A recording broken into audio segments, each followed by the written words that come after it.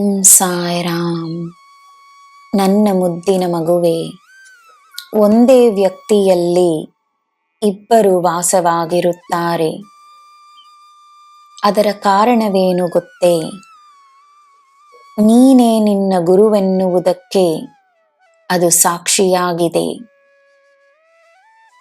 ನಿನಗೆ ಯಾರ ಮಾರ್ಗದರ್ಶನ ದೊರೆತರೂ ಆ ಮಾರ್ಗದರ್ಶನವನ್ನು ನೀನು ಗೌರವಿಸಿ ಸ್ವೀಕರಿಸಿದರೆ ಮಾತ್ರವೇ ಅದರ ಉದ್ದೇಶ ಪೂರ್ಣವಾಗುವುದು.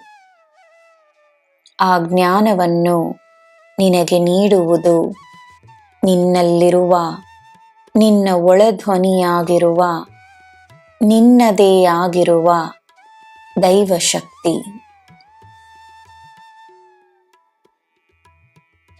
ತನ್ನ ನಿರ್ಧಾರಗಳಲ್ಲಿ ನಂಬಿಕೆಯನ್ನು ತೋರಿಸು. ತನ್ನ ಭಾವನೆಗಳಲ್ಲಿ ನಂಬಿಕೆಯನ್ನು ತೋರಿಸು. ತನ್ನ ಸರಿ ತಪ್ಪಿನ ಅರಿವಿನ ಮೇಲೆ ನಂಬಿಕೆಯನ್ನು ತೋರಿಸು. ನೀನು ನನ್ನ ಮಗು, ಶಾಂತವಾಗಿರು. ಬೇರೆಯವರ ಅಹಂಕಾರ ನಿನ್ನ ತಪ್ಪಲ್ಲ, ನಿನ್ನ ಹೊಣೆಯಲ್ಲ. ಜನರನ್ನು ಬದಲಾಯಿಸುವುದು ನಿನ್ನ ಕೆಲಸವೂ ಅಲ್ಲ.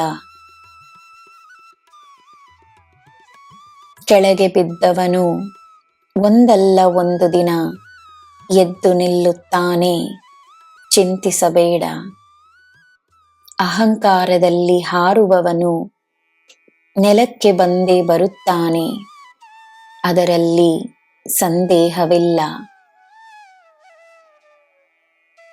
ಬಲಶಾಲಿಯಾಗಿ ಎದ್ದು ನಿಲ್ಲು.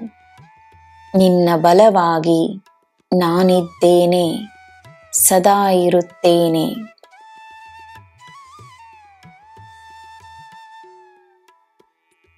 ನಿನ್ನ ಇಂದಿನ ಪರಿಸ್ಥಿತಿ ನಿನ್ನ ನಾಳೆಯ ಸತ್ಯವಲ್ಲ.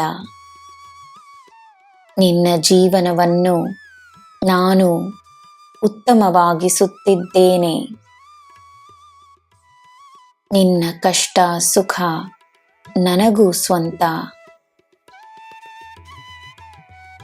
ನನ್ನ ಮಗುವೆ, ಪರಿಹಾರವಾಗಿದೆ. ಪರಿಹಾರವನ್ನು ಹುಡುಕುವುದನ್ನು ನಿಲ್ಲಿಸು. ನಂಬಿಕೆಯನ್ನು ಮಾತ್ರ ತೋರಿಸು. ಶೀಘ್ರದಲ್ಲೇ ಎಲ್ಲ ಸರಿಯಾಗಲಿದೆ. ಶೀಘ್ರದಲ್ಲೇ ನಿನ್ನ ಜೀವನ ಅತ್ಯುತ್ತಮವಾಗಲಿದೆ.